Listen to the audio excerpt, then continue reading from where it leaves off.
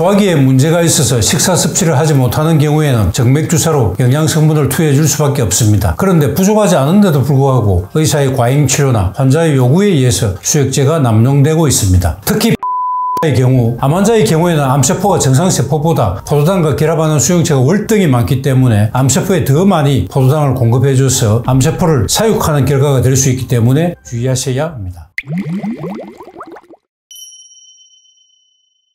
스리고 아시죠? 고혈당, 고혈압, 고콜레스테롤을 스리고라고 부르고 이 스리고는 늘 붙어 다닙니다. 고혈압이 있으면 당뇨도 따라오고 고지혈증도 늘 함께 따라다닙니다. 그래서 이 세 가지를 별도로 관리하지 않고 대사증후군이라는 이름으로 함께 관리하고 있습니다. 2015년 건강보험통계연보에 따르면 한국인의 만성질환 중 고혈압이 가장 큰 비중을 차지합니다. 65세가 되면 남자는 10명 중에 6명 고혈압 환자라고 합니다. 게다가 당뇨병도 나이에 따라 증가합니다. 60대에는 23%, 70대에서는 26%에 이릅니다. 대사증후군이 계속되면 심혈관계 질환이 발생하는데 심장, 관상, 동맥 질환, 뇌졸중과 치매, 실명, 만성 신부전 등이 그것입니다. 의사가 처방한 약을 꾸준히 먹었지만 그럼에도 불구하고 이들 합병증이 발생하기 때문에 문제라고 하겠습니다. 고혈압과 당뇨병 치료약은 평생 먹어야 한다는 말을 들어보았을 것입니다. 낫지 않는다는 의미겠죠. 낫지 않는데 치료약이라고 하면 용어 선택이 잘못된 것이겠죠. 정상 완화제라고 해야 됩니다. 통곡 자연식물식을 하고 운동을 적당히 하면 고혈압, 당뇨, 고지혈증은 쉽게 낫습니다. 이를 제쳐두고 약만 평생 처방한다는 것은 식이요법의 위력을 잘 모르기 때문으로 생각합니다. 그리고 스리고가 조절이 안 되면 합병증이 더 빨리 오기 때문에 조절할 목적으로 약을 열심히 처방하는 것입니다. 약을 평생 먹어도 합병증은 생깁니다. 이처럼 대사증후군 치료를 열심히 하는데도 심장병, 뇌졸중 등의 합병증이 생기기 때문에 약만 열심히 드실 것이 아니고 식사를 바꾸어서 근본적으로 치유시키는 것이 중요하겠습니다. 그런데 식이요법을 한다고 몸이 당장 바뀌는 것이 아니라 몇 달의 시간이 소요되겠죠. 평소에 드시는 약을 당장 끊는 것은 바람직하지 않습니다. 통곡 자연식물식을 제대로 실행한다면 당장 당뇨약은 복용하지 않아도 되겠지만 고지혈증약은 한 달 정도는 더 복용하셔야 되고 고혈압약이나 고요산 혈증 치료약, 갑상선 호르몬 등은 몸이 완전히 바뀔 때까지 꾸준히 복용하셔야 합니다. 몸이 바뀌면서 혈당치, 혈압, 콜레스테롤, 요산치 등이 정상으로 바뀔 것이기 때문에 주치의가 적절히 약을 조절해 줄 때까지 기다려야 한다는 의미인데 통곡 자연식물식을 제대로 실천하면서 당뇨약을 복용하면 저혈당에 빠질 위험이 있기 때문에 당뇨약만 바로 끊으시라는 의미니까 제대로 실천을 못하면서 당뇨약만 끊는 우를 범하지 않길 경고합니다. 제대로 실천하시면 혈당은 거의 수일 내로 정상화됩니다.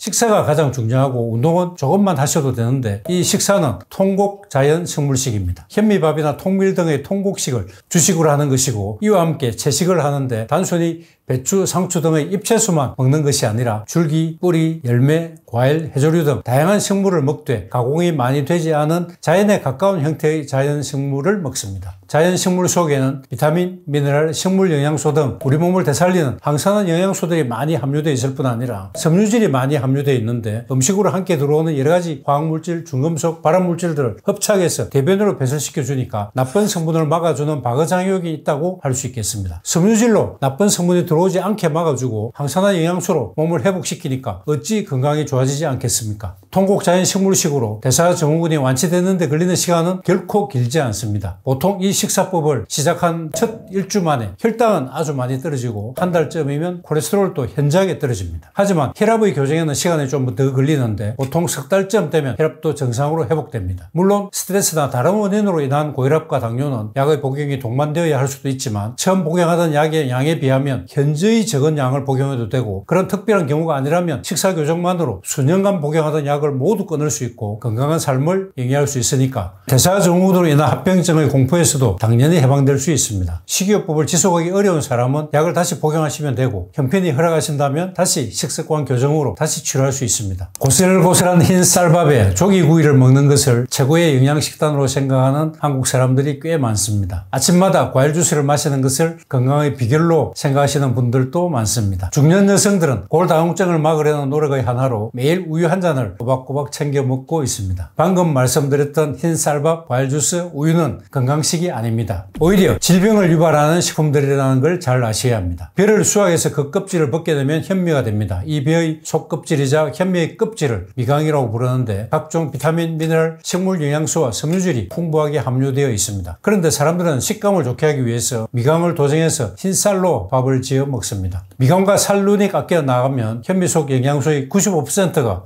없어져 버리고 흰쌀에는 5%만 남게 되고 영양 덩어리를 거의 영양이 없는 형태로 탈바꿈시키는 행위인 것입니다. 과일은 씹어서 드시는 것이 좋은데 믹스로 갈면 소화 흡수되기 쉬운 형태로 바뀌어서 혈당을 급속히 올리게 되고 결국 인슐린의 분비를 촉진하므로 건강에 해롭게 됩니다. 더군다나 판매하는 과일 주스는 건더기를 걸러서 액상 형태만 남게 된 것인데 그것은 설탕물이나 똑같습니다. 그리고 대량 생산되는 과일 주스의 성분표를 보시면 무슨 과일즙 농축액이라는 걸 보실 수 있는데 과일즙 농축액이 뭘까요? 과일즙을 수개에 와서 펄펄 끓여서 졸였다는 것이죠. 고온에 의해서 과일 속의 비타민과 효소는 모두 파괴되어 버립니다. 이 농축액에 물을 타서 주스를 만들게 되는데 맛이 싱싱하지 못하겠죠. 그래서 과일 향이 들어갑니다. 향료는 수십 가지 화학물질들의 집합체입니다. 단맛을 위해서 넣는 액상과당은 액체 형태의 과당입니다. 과당은 과일 속의 당이니까 좋은 성분으로 오해하시는 분들이 계신데 건강상의 문제를 일으키는 원인 물질 중 거의 반을 이 액상과당이 차지할 정도로 매우 해로운 물질입니다. 값싼 옥수수에서 쉽게 추출할 수 있기 때문에 액상과당의 제조 원가가 얼마 들지 않고 대부분의 가공식품에 액상과당을 넣어서 문제가 많습니다. 과당은 혈액 속에서 단백질과 결합해서 당단백질 즉 AGE를 만듭니다. Advanced Glycation End Product 즉 최종 당화 산물의 영어 첫 글자를 합쳐서 만든 용어인데 만병의 원인이고 세포 노화의 주범입니다. 그리고 과당은 간으로 들어가서 지방간을 만드는 주범입니다. 술을 마시지 않는 청소년들의 지방간 증가 원인이 바로 이 액상과당입니다. 과일 속에도 과당은 있지만 과일의 비타민, 미네랄, 식물 영양소, 섬유질에 의해서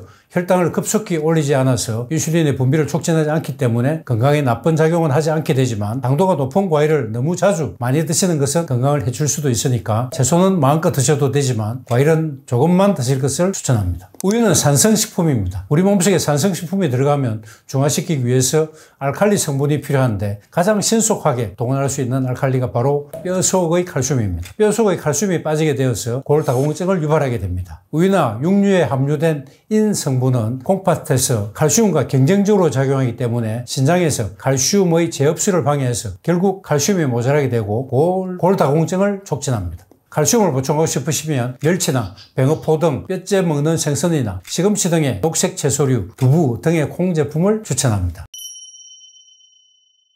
주사는 꼭 필요한 사람에게는 중요한 치료수단이지만 불필요한데도 불구하고 남용되는 경우가 많아서 문제입니다. 무조건 주사를 맞을 게 아니라 내가 어떤 병을 어느 정도 앓고 있는지를 정확하게 알고 대응하는 것이 필요하겠습니다. 소화기에 문제가 있어서 식사 섭취를 하지 못하는 경우에는 정맥주사로 영양성분을 투여해 줄 수밖에 없습니다. 그런데 부족하지 않은데도 불구하고 의사의 과잉치료나 환자의 요구에 의해서 수액제가 남용되고 있습니다. 그런데 수액제 형태로 만들 수 있는 영양성분에는 한계가 있기 때문에 식품만큼 골고루 적당량의 영양소를 만들기가 어렵고 우리가 기대하는 효과를 내는 성분으로 제조하지만 과학이 아직 모든 사실을 밝혀내지 못했기 때문에 제대로 효과를 발휘하지 못하거나 반대 결과를 초래하는 경우도 있기 때문에 가능하면 식품의 형태로 섭취하는 것이 가장 좋겠고 섭취가 불가능한 경우에만 주사를 맞으실 것을 추천합니다. 특히 포도당 주사의 경우 우리 몸의 세포들이 포도당을 필요로 해서 넣어주는 것인데 식품은 포도당만 함유하고 있는 것이 아니라 섬유질이나 비타민 등 다른 영양소도 함유하고 있기 때문에 혈중 포도당치를 서서히 올리고 그 포도당의 신진대사에 필요한 비타민도 함께 흡수되지만 포도당 주사제는 설탕물과 같은 형태로 주입해주기 때문에 혈당을 급속히 올리고 따라서 인슐린이 급격하게 분비되어서 지방세포로 들어가 버리는 경우가 더 많고 포도당을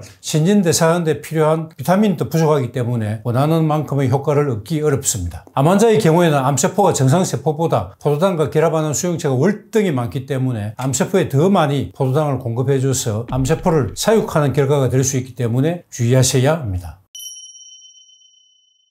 세계보건기구가 권장하는 하루 나트륨 섭취 권장량은 2g이라고 합니다. 소금으로 계산하면 대략 5g 정도로 한 티스푼 미만입니다. 하지만 우리나라 사람들은 평균 나트륨 섭취가 WHO 권장량을 훨씬 넘는 수준입니다. 극도의 저염식이나 맹물을 많이 섭취하면 혈중 나트륨치가 낮아지는데 혈액 속의 수분이 뇌 세포 안으로 이동해서 뇌 부종이 생겨서 두통, 오심, 구토, 흥분 등의 증상이 나타날 수도 있고 심하면 간질 발작이나 사망에까지 이를 수 있습니다. 나트륨은 많아도 적어도 문제가 되기 때문에 적정 수준을 유지해야 하는데 우리나라 사람들은 식단 자체가 염분 섭취가 많기 때문에 과잉되지 않도록 신경을 써야 합니다. 나트륨이 과다하면 혈압이 상승해서 혈관에 손상을 주게 되고 콩팥의 기능이 떨어지게 됩니다. 나트륨 과다는 만성 심부전과 고혈압을 초래할 수 있습니다. 나트륨이 과다하면 콩팥이 소변으로 나트륨을 배출하는데 이때 칼슘과 함께 배출시켜서 골다공증이나 골감소증 증상이 나타날 수도 있습니다. 나트륨 과잉으로 칼슘이 많이 함유된 소변이 요로결석이 생길 수도 있습니다. 염분은 위점막 상피세포의 손상을 초래해서 위염과 위암의 발생률을 증가시키고 다른 모든 암들도 간접적으로 증가시키는 것으로 밝혀져 있습니다. 위암 가정력이 있는 사람들은 일반인보다 3배가량 더 위암이 많이 발생하는 것으로 밝혀져 있는데 저염식, 채소, 과일 섭취 증가 등을 통해서 발생률을 줄일 수 있겠습니다.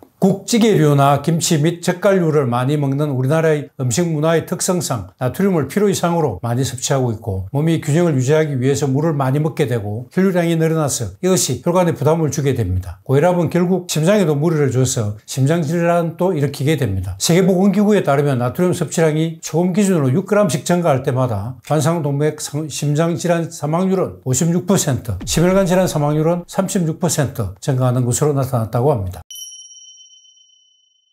우리나라는 대한의학회 산하에 임상진료지침위원회를 두고 질병관리청과 협력해서 고혈압, 당뇨병, 이상체질혈증, 천식, 우울증 등에 대해서 진료지침을 제시하고 있고 대국민용 예방관리수칙을 제시하고 있는데 소개해드리겠습니다. 첫째, 적정 체중과 허리둘레를 유지하자. 둘째, 균형 잡힌 식단으로 제때 식사하자. 싱겁게 먹고 과일과 채소를 섭취하자. 셋째, 규칙적인 운동과 신체활동을 늘리자. 일주일에 3일 이상, 매번 30분 이상, 일주일에 150분 이상 중간 강도의 운동을 하자. 넷째, 좋은 생활 습관을 기르자. 검진하고 절주하자. 다섯째, 정기적인 검진을 통해 위험인자를 확인하자. 이상 5가지입니다. 열량은 높고 영양가는 낮은 패스트푸드를 자주 먹거나 과식을 자주 일삼는 생활 습관은 만성질병을 초래합니다. 입에 당기는 음식이 내 몸이 원하는 음식으로 오해하는 사람들이 있는데 일반적으로 달고 고소하고 짭짤한 자극적인 음식을 좋아하기 때문에 내 입이 원하는 음식이 아니라 내 몸에 좋다고 알려진 음식을 선택하셔야 합니다. 규칙적으로 잠을 자지 않는 사람도 건강을 해칩니다.